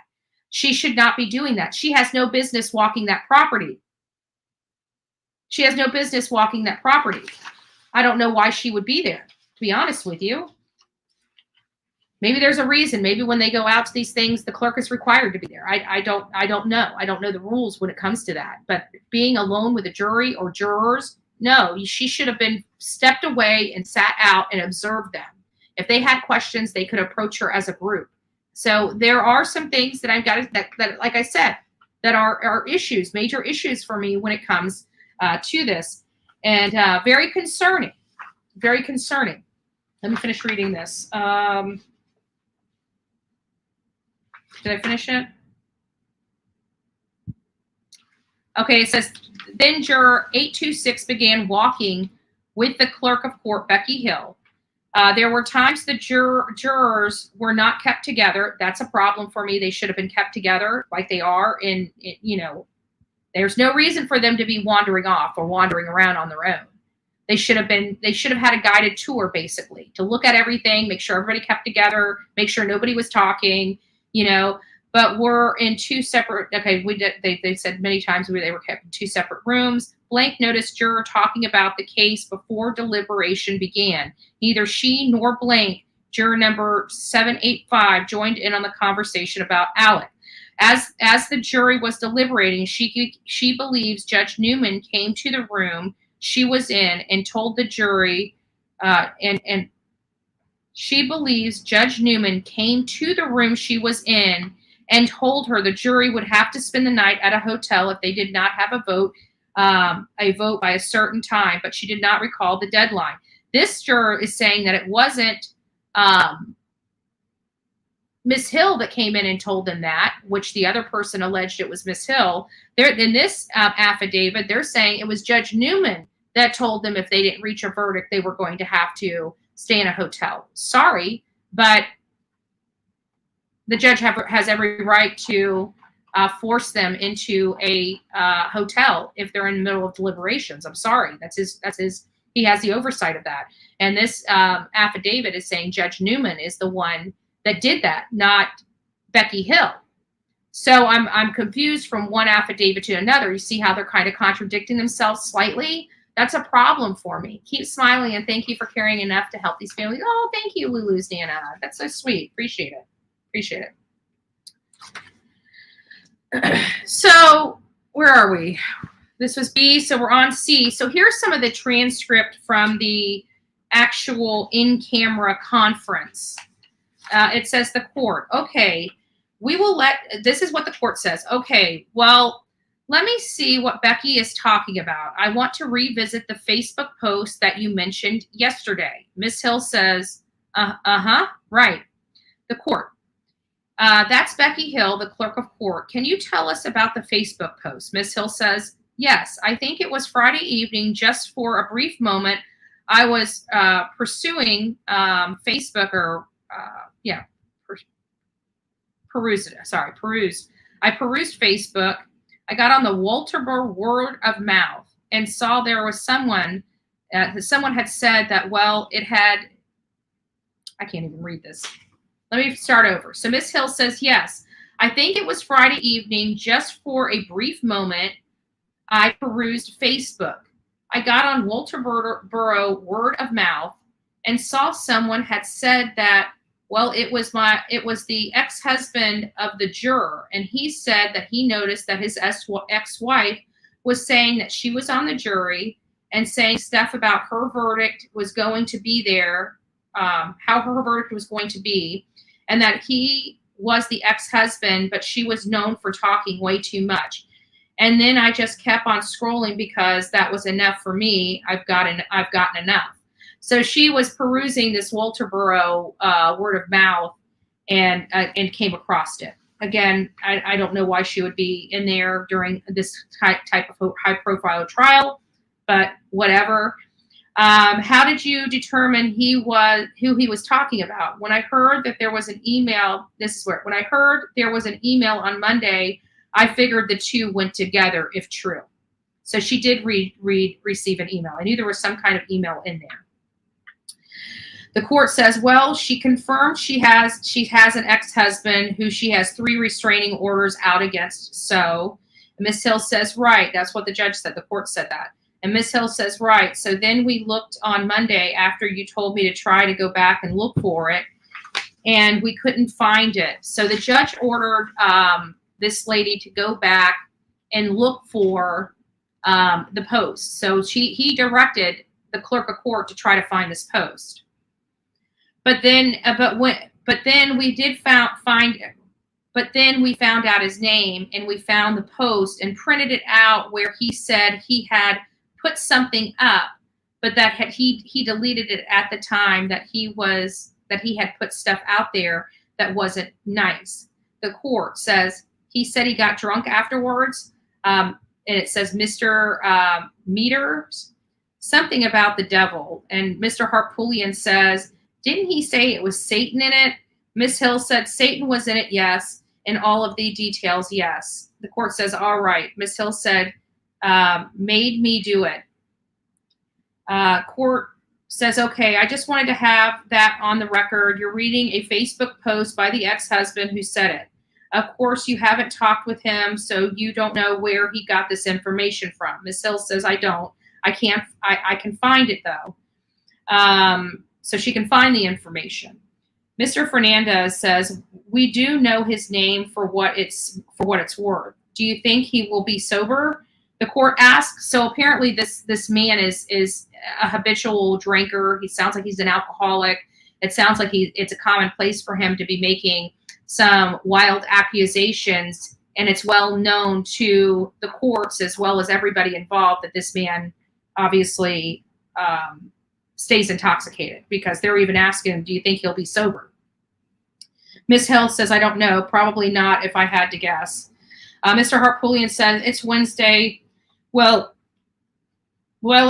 is today Tuesday or Wednesday? And Fernandez says Wednesday. Well, it's Wednesday night, so and that's it. That's all they've added. So that's, again, not a whole lot. Still a nothing. I can't get over these hiccups. I'm not sure why I'm hiccuping. But it doesn't seem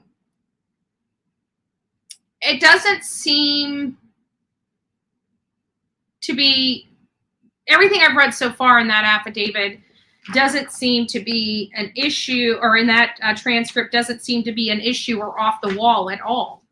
It sounds like something was alarming, came to the clerk's attention. There was an email as well related to the same, did I say for, what, let me go back here. Did it say Mr. Fernandez? Yeah, it does say Mr. Did I say Fernando? Yeah, Mr. Fernandez. I didn't mean to say Fernando. Did I say Fernando? Sorry, Mr. Fernandez. Apparently my dyslexia, these glasses aren't working for me. And so the next one is the D. This is the one that really kind of gives me a little bit of heartburn. I have to be honest with you, because this is the exhibit related to her book. And this is kind of when I realized she's writing this book, or has to be writing this book, or somebody's writing this book, on her behalf. Again, there's that thing too. There is a co-writer on here, Neil R. Gordon. Neil R. Gordon. So there is a co-writer on here, Neil R. Gordon. So this Neil R. Gordon could have been preparing a lot of the information that he was seeing in the court hearing, where the clerk wasn't writing this stuff. You know what I'm saying? So there is an explanation even for me feeling like she wrote this during the trial. There's another person attached to this. So somebody was also helping her write it. So that might clarify that as well. The timing of this book is, in my opinion, highly inappropriate. I understand the need to get stuff out there and to be one of the quickest people to get out there. So we're going to be discussing the rest of this stuff. We're going to go into the details of her book tomorrow on the Bullhorn Betty channel, tomorrow morning for our coffee club segment. So this is not over with yet. We're coming up to an hour and 30 minutes. I wanted to briefly turn the phones on. So if anybody had any questions, had any statements, what is your opinion? This is not, we're starting to break into this. I'm just not convinced yet. Everything that we've read so far. Now, again, that doesn't mean she didn't do it. Okay, we gotta be very careful here, because this is strong allegations, which I didn't believe had even the tiniest bit of meat to the bone. There's meat to this bone. I will tell you that right now. There is meat to this bone. And so now it's got my attention. We're going to dive into this. We're going to look at this. I think this is good for us to, put our brains together and theorize what this could mean for both pro and con. We need pro and con on this one, because I feel like there's bombshells in the next half of this.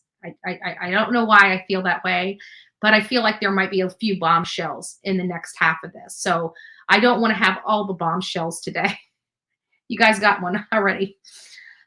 No, I'm just joking. I'm just joking. All right. Get your knickers out of a wad, guys. Come on. Pull those wedgies out. Pull them out. We know you got your underwear way too far up your crawl if I can't even joke and you guys can't even laugh. Pull them out. And if you pulled it out and you still feel something, you probably got a stick stuck up there. Just saying. We need to remove that too.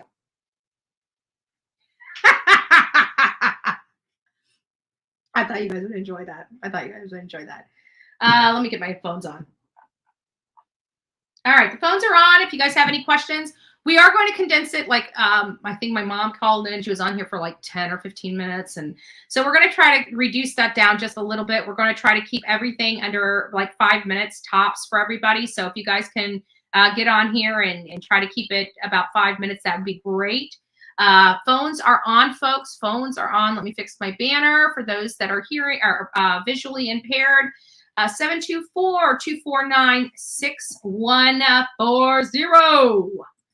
It is nice to see you here today. We got a lot of, like I said, we had a lot of stuff to go over You guys know I've been trying to work on a few other cases. I'm supposed to be presenting a case, but do not worry. The case that I was talking about yesterday, I am going to get something out as soon as this live is over. As soon as this live is over, I've got to go. I've got to go to my friends. There's something that I've got to look at, that they put bumpers, those, going down a road. I understand we need speed reducing stuff, but I'm getting calls from North County saying that it's not speed reducing stuff. Like they have a speed limit going in this area, and they have speed reducing bumpers on the road that's supposed to like reduce the speed, I think 15. And they're saying that the bumpers are so high on the road that you can't even go over. You can only go over them about 5 miles an hour. That's a problem. So hopefully I got to go out there, and I've got to look at that and drive over it and send some videos over to the county. So that's what I'm doing today. Yay me! Yay me! Trust me, I love my county. I love my county, and I love the victims that I'm able to help, because to be honest with you, I used to be a taker. I used to be a taker. And now I try to give. I give everything, Oh. Mama Bullhorn in the house. What is shaking bacon? Oh, you can call in. No, I know, right when you call in, somebody else calls in. Just your luck.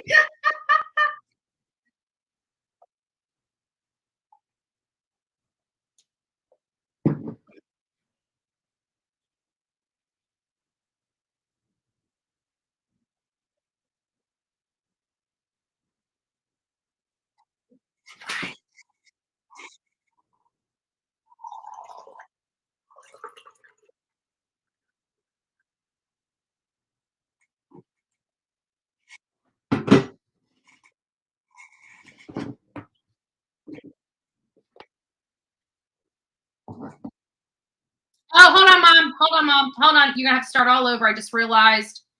Sorry, they can't hear you. I just realized that I didn't have it over. You can go ahead and talk now. Talk about the bailiff again. And okay. Guys, before my mom talks, I just want to let you know that, this is another issue, logistically, how this all happened, and listen to what Mom's got to say. Go ahead. Okay. First of all, Miss Becky, I do not know how she got into the jury room. She would have had to have left her post as clerk in the court. Secondly, you've got bailiffs. No one is supposed to go past the bailiffs. No one. Right. No one enters the jury room.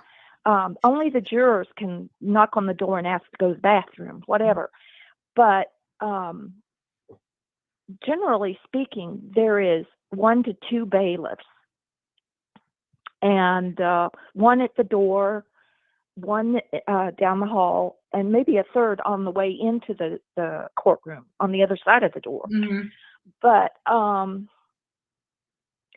I've been on many juries, and no one is allowed to go in except the bailiffs to collect questions or lunch orders or requests for bathroom breaks, yada, yada, yada. And if you're in deliberations, you're never to go outside of the courthouse. Right. Period. And the fact she said that the clerk and her went out of the courthouse for a smoke break. If you're in deliberations, that doesn't make sense. No, they're saying just the opposite. They're saying that they wouldn't let them out for a smoke break after deliberations. Well, there's cameras. Mm-hmm. Come on, folks. A courthouse, especially, this was the trial of the century. There were cameras all throughout that courthouse, on the outside of the courthouse, on the outskirts of the courthouse. It is high security.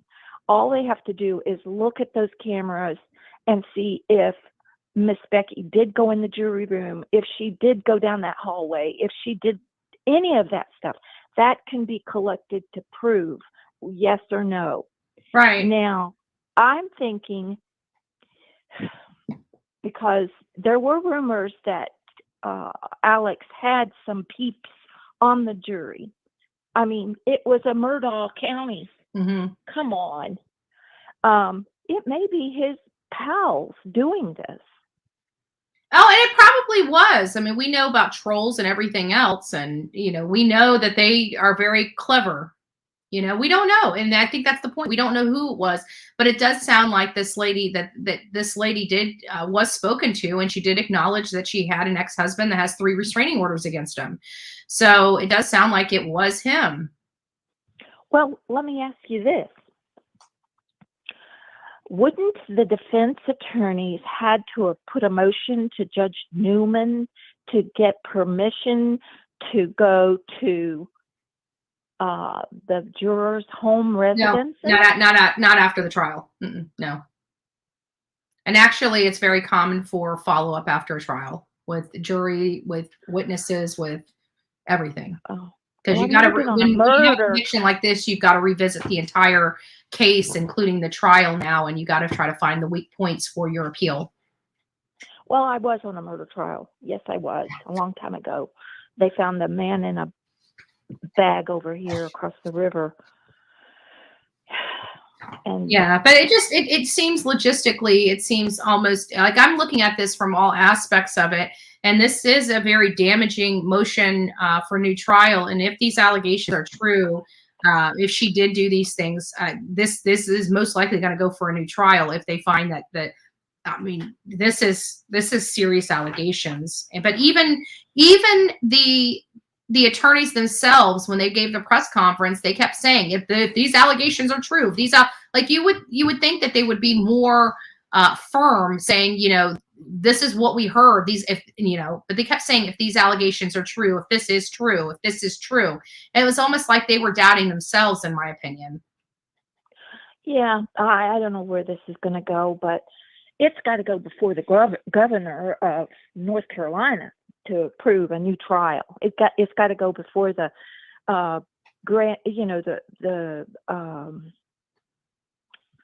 Supreme Court of South Carolina. Mm-hmm. So I'm curious. They better have some ducks in a row, or he's supposedly friends with the governor, so I don't know. But there was something else I was going to tell you. Oh, wow. Oh, the co-writer. I just Googled him, and I don't know how you spelled. Is it Neil or N-I? It's Neil and then Gordon, Gordon. Well, there is a Neil R. Gordon, and I did pull up his Facebook, and he's a financier. Interesting. So, yeah, but he didn't say. He's a financier. Maybe that's the contract that they're talking about, a contract with him. Maybe it is a self-published book, but she's got a contract with him personally about the self-published book. Maybe that answers all of it. Yeah. Okay, that makes sense. All right, baby. All right, I love you. I love everyone. Tell me you love me too. Why are you putting me in the case with guys? You hear that? She loves you as much as she loves me. I quit. All right, Mom. Have a great day. Love you. Bye. Love you too. Bye-bye. I turn the camera back on. So great points. And then just to read this comment, I just had it up. There it is.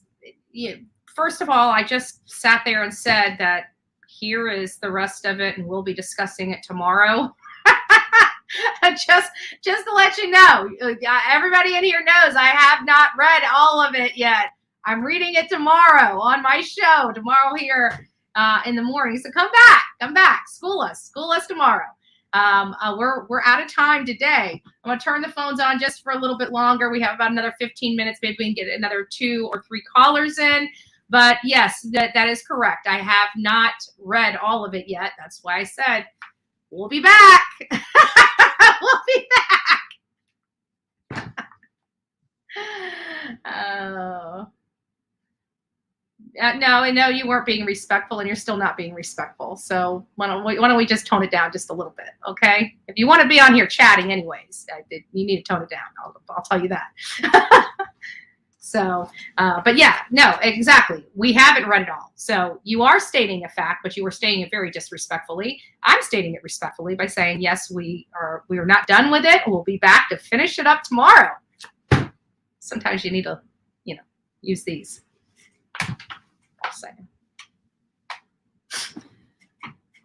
No offense. If you were offended, probably you got a chip on your shoulder. Just saying, because nobody here has got, stirring up stuff in the chat but you. Throwing it out there. But God bless you. I hope you have a great day. It is Friday, TGIF to all of my beautiful people out there. I hope you have an amazing day. And this case and me discussing the rest of it tomorrow shouldn't, don't let it rain on your parade for Friday. Fool, that would be foolish. Fool. Just saying. I can't. I'm horrible. They say. I'm horrible. I got a fake reputation to uphold over here. I'll be back from the hospital. Keep in mind, keep my mind off the pain. Good. Keep it simple. Keep it simple once to call it. Oh, okay, hold on. I just killed the hold on, you're gonna have to give me just a second. I gotta pull it all back up. Do not call right now, because then you might accidentally get I gotta pull it all up. I've removed it from the screen. So if you call while I'm trying to put it on the screen, your number will be shown. So give me just a second. I'll tell you when to call in. Don't call in until I tell you it's good. Don't call in until I tell you it's good. Let's get over here and turn these phones back on. Oh, they're already on. Don't call. Don't call yet. I still have to add this to the screen. Don't call yet. Don't call yet. All right. There. Now you can call. Now you can call. No, not anymore. I'm going to the Cairo now. Oh, I just put the phones back on for you. Keep it simple. Kiss, my favorite band of all times. All that work for you, and now you're just ditching us for the Cairo. I'm just joking. All right, so I'm going to turn the phones off then. All right, phones are officially off. So we're going to be coming back, and we're going to be diving more into this whole clerk situation. It sounds like this is not going to be like right on the appellate court's desks, and we're not going to an appeals trial tomorrow. So we have time to kind of look into these allegations and digest what we think. But so far, I mean, the statement said that she said, again, we've got to also look at the logistics of how this could be possible for the clerk to do this. Again, there's a lot of people, there's bailiffs, people know what is normal in a court environment and what is abnormal in a court environment. And this seems like the way it's being presented is we got like the Men in Black, Hey, come over here. Like, I don't know. It doesn't look good. That's all I can say. Is this is what's on here right now just doesn't look good. And if these allegations are true, we might have another trial. And that is very, very upsetting for me to think of. And I can guarantee you that you guys have never heard me come in here and tell you guys that something concerns me, right? That something concerns me and it not concern me. This whole motion. But again, it could be, they could be just taking little things that they know are not improper and turning them and repurposing them. So by wording it this way, it has the appearance of impropriety. That's what I know attorneys can do. I know that for a fact. You take a little bit of information, and no matter how true it is, you flip it to work for you. So I know this about attorneys. I know that I worked for them. I know their MO. I know how nasty and sneaky and just crappy some attorneys can be. You know, and these are people that are fighting for a very powerful man to get out of jail. Okay, let's put it in that perspective too. A very powerful man that wants out of jail. So I'm taking this in stride. I'm taking this very carefully. I'm not willing to just throw the clerk to the wolves just yet. Many people out there on the streets are. This is very concerning. I'm acknowledging that if the clerk did this, she's wrong and she has committed, I don't know how many crimes, actual arrest, throw your butt in jail crimes, if true. And a clerk knows, that's the problem I have with this. A clerk knows that this could land them in jail if they do this. I don't know anybody willing, like me, I do a lot of stuff. I do a lot of crazy, you know, controversial stuff. But what I don't do is I don't break the law.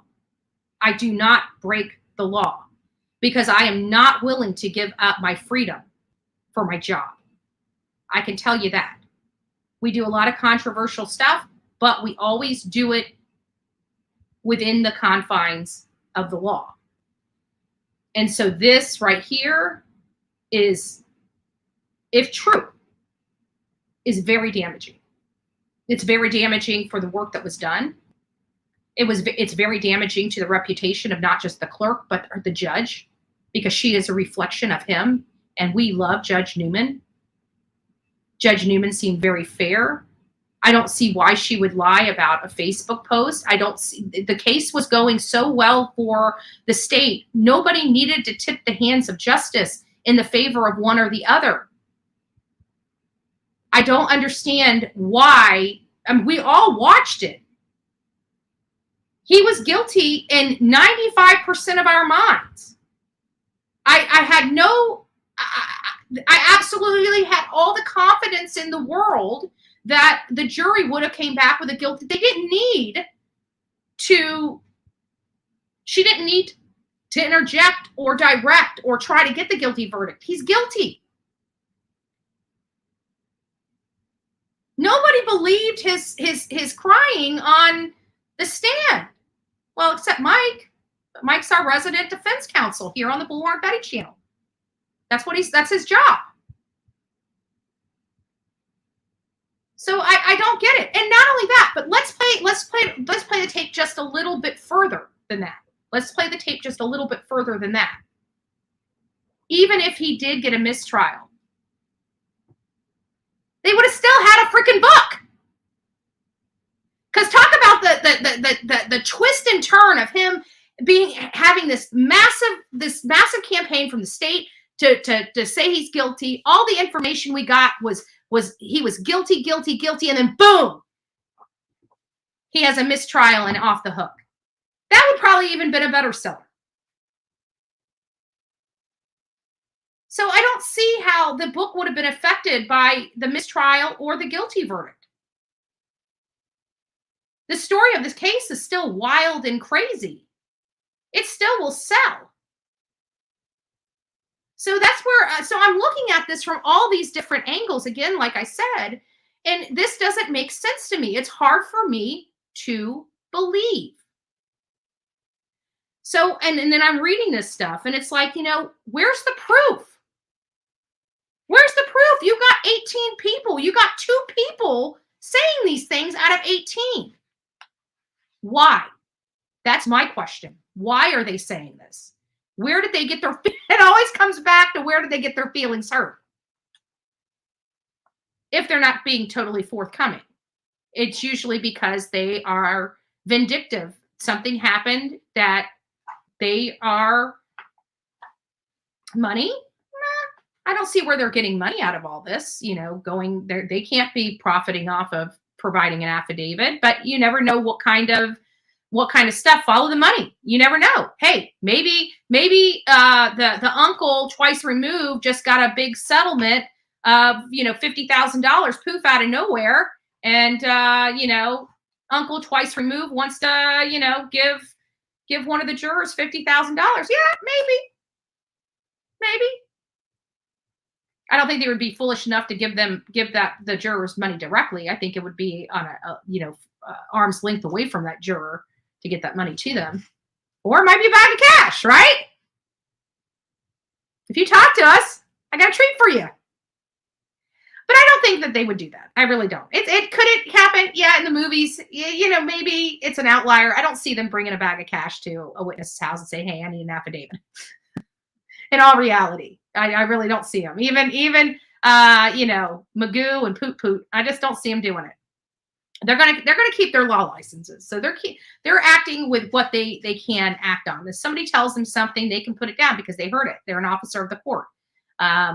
They can address it and chase it. I mean, that's why you have different types of licenses to be able to do different types of stuff in this country. And they have a license to practice law. And with that license to practice law allows them to be able to go and knock on witnesses' doors and get affidavits from them. Poot, poot, poot, poot, and Magoo. That's it. That's it. So, but that's my thoughts for what we've read so far. I'll read the motion for new trial in its entirety. I probably won't do it tomorrow because we've got a lot of the attachments to get through that I think are more important than the nonsense that's in this. I shouldn't say nonsense. I mean, it's a very well written. It's a very well written motion for new trial. They're citing case law. They're citing rules.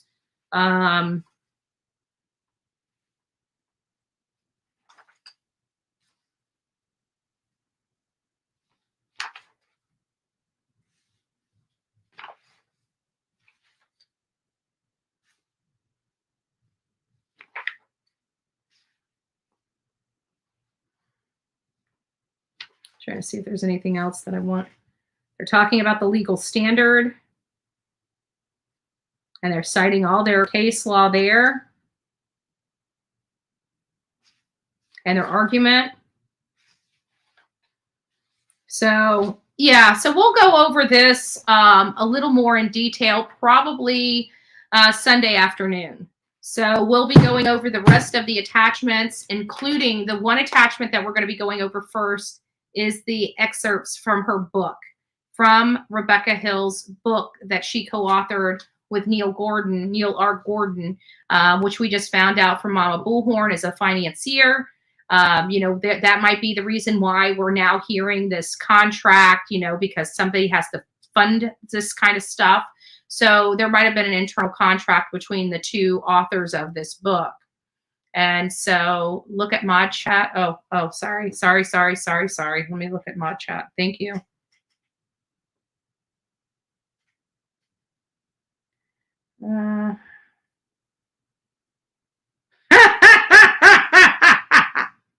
No, unfortunately, I can't. That's the bad part about it. But that's okay. That's okay. Thank you for the love and support. At the end of the day, it's for that. And hey, you never know. You never know. Fool might be able to come around and learn some things. Maybe get some of that hate and disdain out of their heart, mind, and soul. You never know. Never know. Things happen for a reason. Remember, I always believe that. I always believe that. When I'm not supposed to go, I go. Or I don't go. I go. Yes, I do. I go all the time. What am I talking about? All right, guys, it has been fun. It has been real. I hope you guys have an amazing Friday. Thank you for spending 2 hours with this goofball this morning. I hope you guys learned something. If you didn't, at least you got a few opinions about this whole situation. I just don't want people attacking this clerk yet over Alec Murdaugh, a known and convicted liar, right? He's a convicted liar that is convicted of murdering his wife, again, that he's known since high school sweetheart, and his youngest son.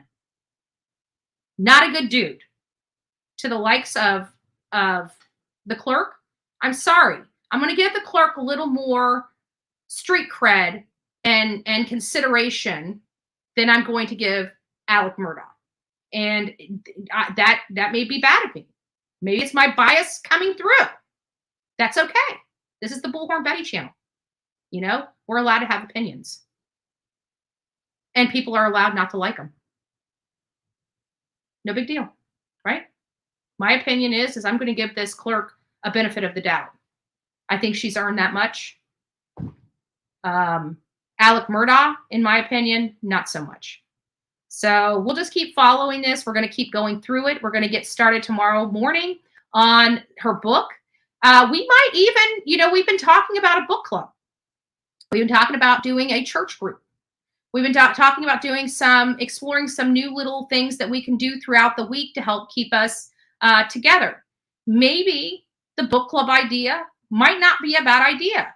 Maybe this book should be our first book, because I'm curious what is written in this entire book. I'm curious to know who was writing this while this trial was going on, and how much hand this clerk, because if she did something that could affect the outcome of this, you bet your butt I will be slamming her on this show. Period. No questions asked, feelings set aside. At the end of the day, this is what we do. We do it for everybody, whether we like them or not. So if she did some stuff that's going to literally affect the trial of two murdered individuals, which I have said over and over again, I feel their family has just shit on them because they're also concerned about Alec Murdaugh. Nobody's even given a damn about Paul or Maggie. I feel bad for them. Where's their justice in all of this? Where's their justice? And I will be rolling over, I would say in my grave, but I'm not dead yet. Maybe some people wish I was. But not there yet, folks. Not there yet. But I would be hot if we have another trial coming up because of this clerk. Do you honestly think that I will not slam this clerk from here to the time of the trial? You bet your butt I will. You bet your butt I will. I hope for the sake of this clerk's reputation, she handled herself appropriately, and this is a whole bunch of smoke and mirrors. That is what I'm praying for right now. That is exactly what I'm praying for. Mama Llama, happy anniversary, love bug. Congratulations. So we have and actually, while we're here, before we close out for the day, don't forget to pray for the people that are struggling here in our chat, whether they're struggling with personal problems, medical problems, other types of problems. We want to pray and uplift them here on the Bullhorn Betty channel. Also, everybody that has a milestone, an anniversary, a birthday, something that's very special to them. Congratulations on that, and blessings to you all. All right, guys. Well, you have a great and amazing day. We'll be back here tomorrow. Not sure what time. That's why you need to subscribe, right? You need to subscribe and have your notifications set to all so you never miss a crazy show like we had today. We like crazy sometimes, right? We like a little bit of drama, right? We like a little bit of drama, but we don't want to stay there. Our focus is victim focused here on this channel, not BS focused. So if you're tired of the BS and you want to come over here and have a good time and learn about cases, this would be the place to be. So God bless you. Take care. Don't forget to be fearless, folks. If you see something, say something. An ounce of prevention is worth a pound of cure. And until next time, please be safe and kind to one another, especially in the comment box below. God bless. Where's my...